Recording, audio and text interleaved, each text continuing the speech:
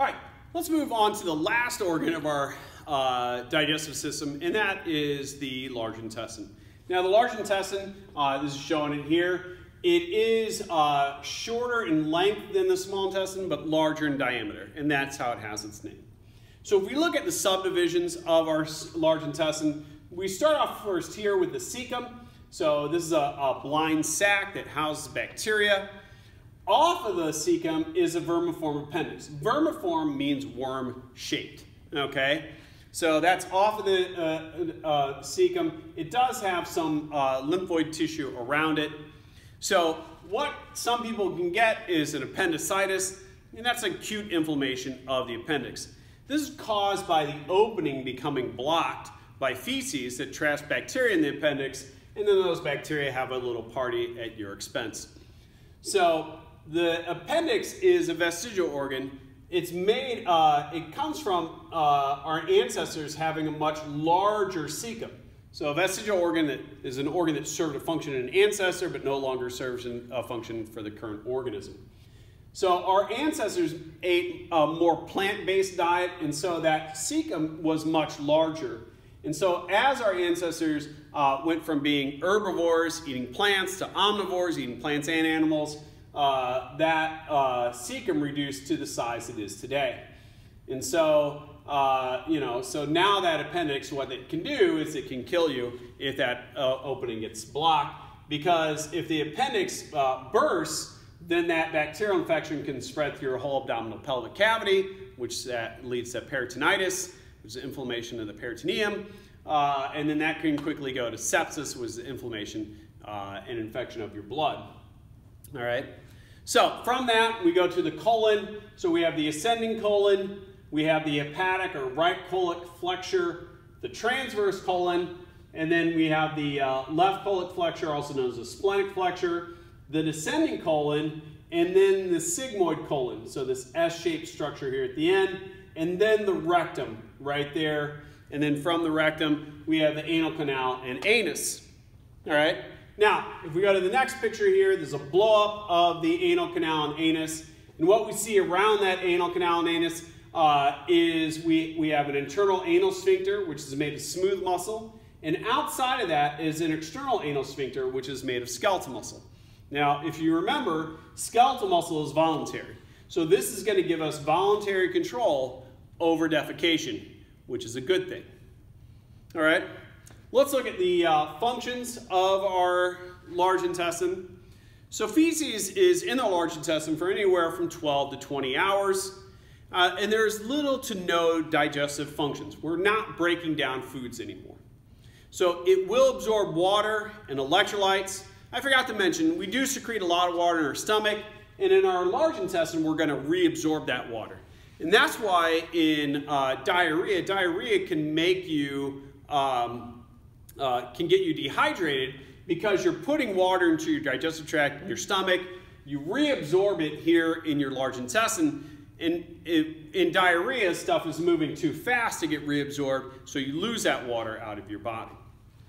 It also secretes mucus, which is going to protect the walls from abrasion and also bind that fecal matter.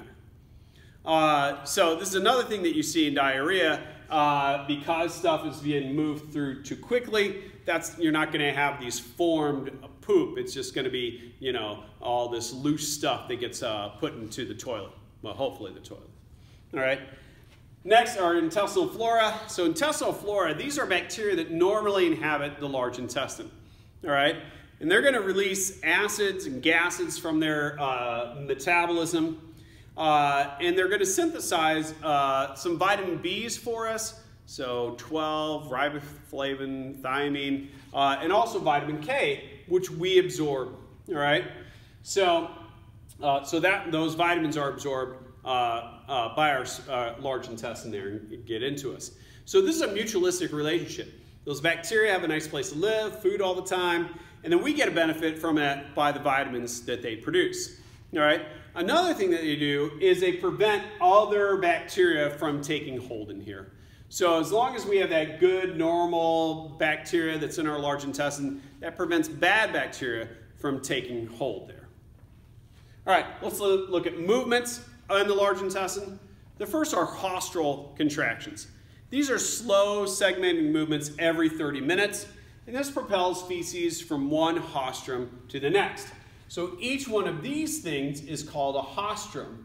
And so we're just moving the feces from one haustra to the next. All right. Next is a mass movement, which I talked about before. These are peristaltic waves in which large sections of the intestine are going to contract. That's going to force substances to the rectum. That's going to initiate the defecation reflex, which is the next thing. So let's take a look at that defecation reflex.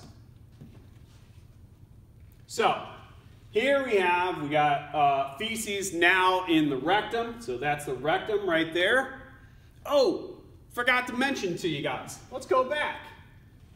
So here in the rectum, you see this thing called a rectal valve. And what a rectal valve does is it separates feces from flatus, meaning this allows you to fart without you pooping. That's what it does. Unless you're having a bad day, you know what can happen there. So anyway, let's move ahead now, back to where we were. So the defecation reflex. So here we have, here it is.